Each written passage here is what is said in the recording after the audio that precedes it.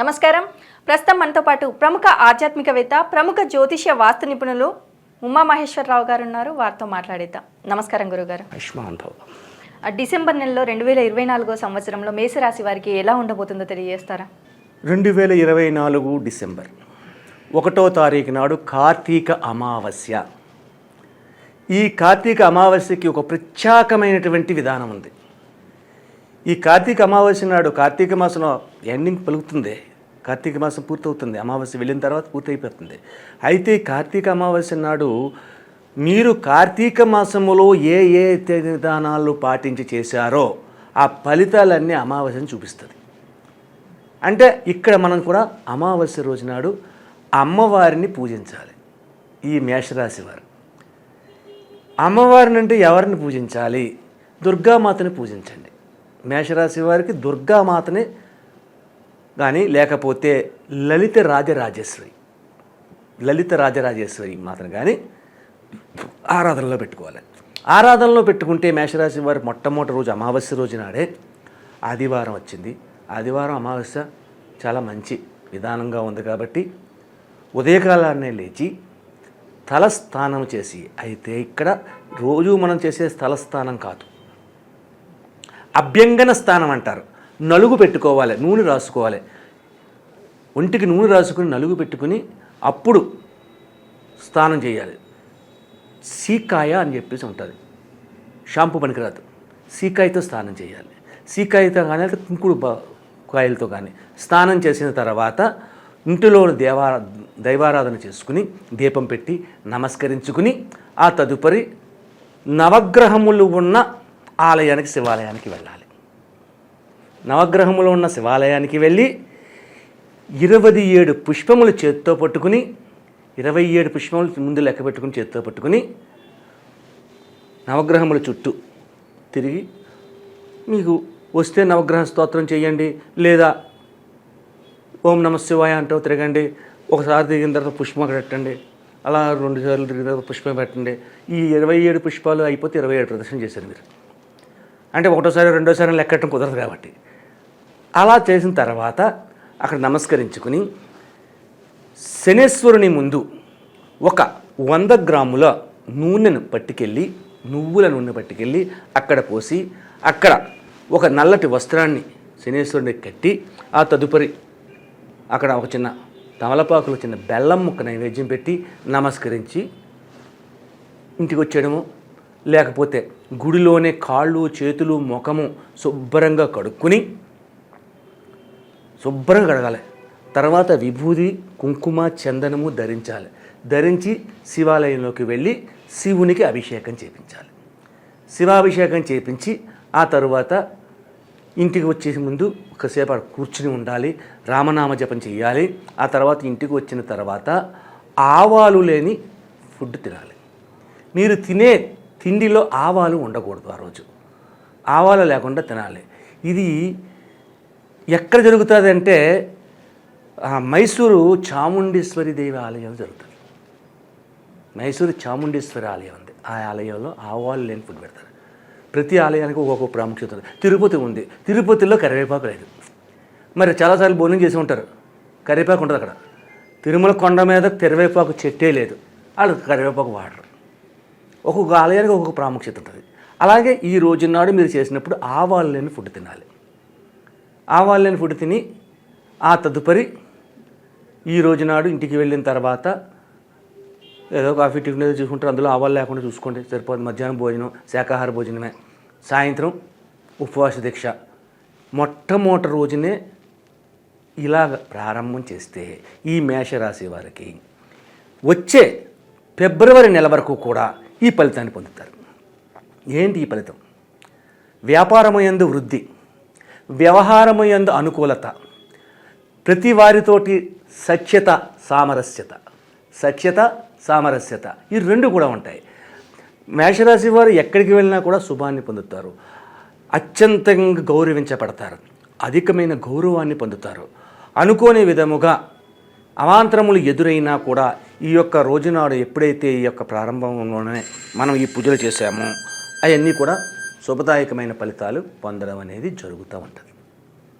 అలాగే ఈ రాశి వారు డిసెంబర్ నెలలో ఏం చేస్తున్నారు, ఎలా చేస్తున్నారు, వ్యాపారాలు ఏ రకంగా వృద్ధి అవుతున్నాయి అన్నది తెలుసుకోవాలి అంటే కుటుంబంలో ఐక్యత కలిగి ఉండి ఒక్క మాట మీద కుటుంబ సభ్యులు 50 మంది ఒక్క మాట మీద ఉండి ఆచరణాత్మకంగా చేస్తుంటారు ఏ పని చేసినా. దానివలన వచ్చేదేంటి? సుఖ సంతోషాలు, ఆదాయ వ్యయాల్లో శుభదాయకమైన పరిస్థితులు రావడము, గౌరవ మర్యాదలు పొందడము అనేది జరుగుతూ ఉంటుంది. అయితే ఇక్కడ ముఖ్యంగా తెలుసుకోవాల్సిన విషయం కూడా ఈ యొక్క డిసెంబర్ నెలలో మేషరాశి వారికి ఉంది.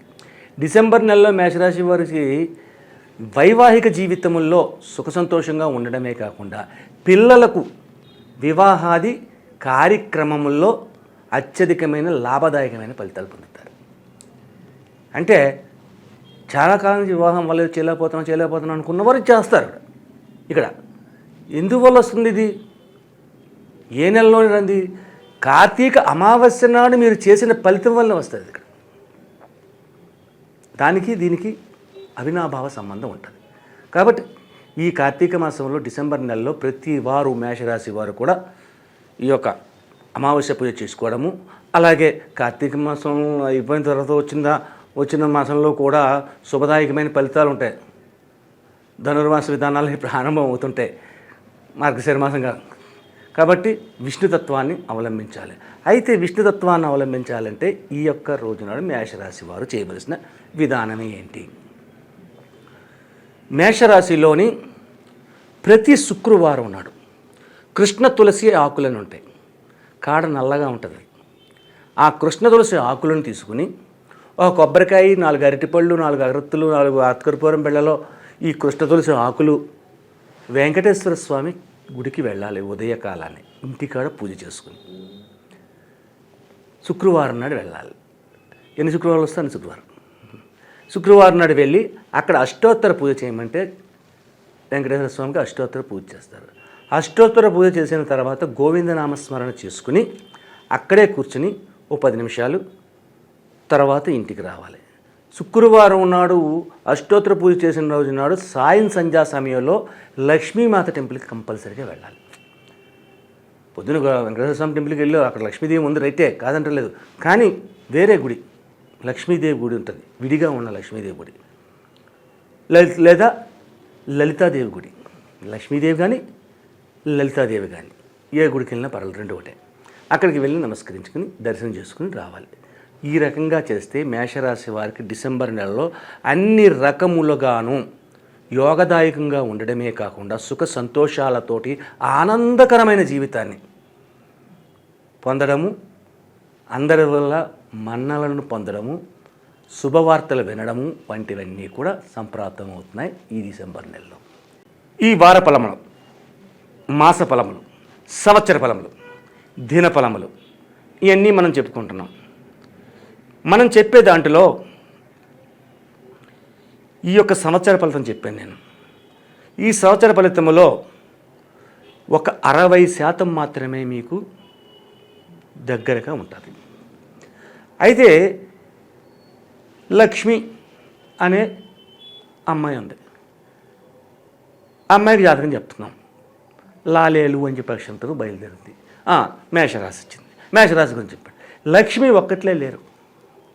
లక్ష్మి అన్నవాళ్ళు ఒక్కరు లేరు, కొన్ని వేల కోట్ల మంది ఉన్నారు. ఈ వేల కోట్ల మందికి ఇదే జాతకమా? నేను చెప్పింది గోచారాన్ని చెప్పాను. మీ యొక్క రాశి ఫలాన్ని కానీ, లగ్న ఫలాన్ని కానీ, లేకపోతే మీ నవాంశ చక్రం కానీ, రాశి చక్రం కానీ లేదు. గోచార చక్రాన్ని బట్టి నేను జాతకం చెప్పుకుంటూ వచ్చాను. కాబట్టి ఈ జాతకాల వల్ల నేను చెప్పిన పరిణామాల్లో 60% కరెక్ట్గా ఉన్నా, 40% మీకు నచ్చకపోయినా, నేను చెప్పిన పరిహారాలు, రెమెడీస్ తప్పనిసరిగా పాటించండి. లేదు మన పూర్తి జాతకాన్ని తెలుసుకోవాలి అని అంటే పర్సనల్గా కలవాలి. పర్సనల్గా కలిస్తే దానికి వచ్చిందంటే మీ రాశి, నవాంశ, ద్రేక్కాణం అనే చక్రాలు 8 చక్రాలు ఉంటాయి. ఈ 8 కుండలన్నీ పరీక్షిస్తాం. అది మీ జాతకమే. మీ నాడి బొటనవేలి ముద్రను తీసుకుంటాం, మీ హస్త రేఖలను చూస్తాం, మీ ముఖ కవళికలు చూస్తాం, ఫేస్ రీడింగ్, మీ న్యూమరాలజీని తీస్తాం. ఇన్ని విధాలుగా తీసి చెప్పే జాతకం మీకు కరెక్ట్గా వస్తుంది. అంతేగాని ఈ రాశి చక్రంలో చెప్పాడు, ఇలా చెప్పాడు అని అన్నది ఇది మాత్రం 60% మాత్రమే వస్తుంది. అది 100% వస్తుంది. కాబట్టి ప్రతి ప్రేక్షకులందరూ కూడా దీనిని గమనించి పర్సనల్గా కలవడం కానీ లేకపోతే ఫోన్ తెలుసుకోవడం కానీ చేయడం వలసిందిగా కోరుతున్నాం. ఆయుష్మాన్ భవ. అలాగే గురువుగారు, మీరు గనక గురువుగారిని పర్సనల్గా కలవాలి అనేసి అనుకుంటే కింద స్క్రోల్ అవుతున్న నెంబర్కి కాల్ చేసి గురువుగారి అపాయింట్మెంట్ తీసుకోవచ్చు.